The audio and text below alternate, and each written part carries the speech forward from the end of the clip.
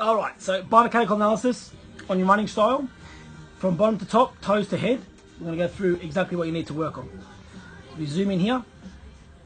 We go on to the line of your foot, and it comes out to there. We want it to become straight through.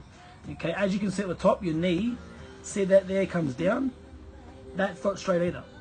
So we zoom out a little bit, and we go on a different line, and then I can show you that your hip is there. As we progress, it changes. See how it's lower now?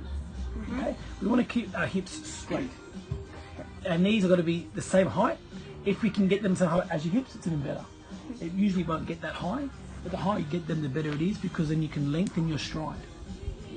Understand that? Okay, so coming up from there, now we go to your middle torso. As you can see clearly here, your torso is facing the way the arrow is pointing. Yes. Okay, so we want to have your shoulders square and have you running with a square trajectory. So running straight line going forward. If we do that, then your arms won't go across your body. All these little things here are wasting energy.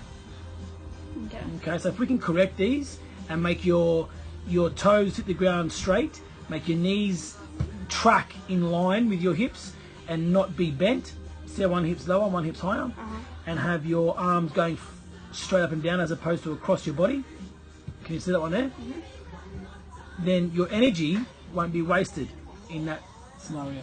Yeah. It's not biomechanically efficient for you to run that way. You waste energy by coming across, and it becomes elong. It becomes awkward when you run. Yeah. All right. So when we come across to this side, your knee height, if we look into here, so when you stride off, we want to make sure that your knees are a little bit higher. Okay, like I said before, the reason why we want your knees higher is because we want to make sure that your foot doesn't hit the ground there. Yeah. It hits it further forward in the stride, basically where the start of your shadow is. That's where you want your foot to hit. Perfect. Okay, and that can only happen if your knee is higher. So see, it reaches its peak there. We basically want to have your knee hitting this height here along your hips, Yep. as opposed to going down there.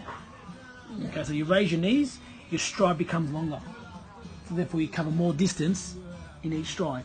Therefore you get from point A to point B a lot quicker. Okay, so there's not much muscle building power stuff that we've got to do. I mean, as kids at your age, we just these little minor tweaks in your technique will make you become really fast. Yeah. Okay, and then this translates into your upper body. So while your hips and knees are in the wrong movement, that's why it helps your hands come into the wrong position. Okay, lastly, on this one over here, see the gap in between your left leg and your actual butt? Yeah. See that gap there?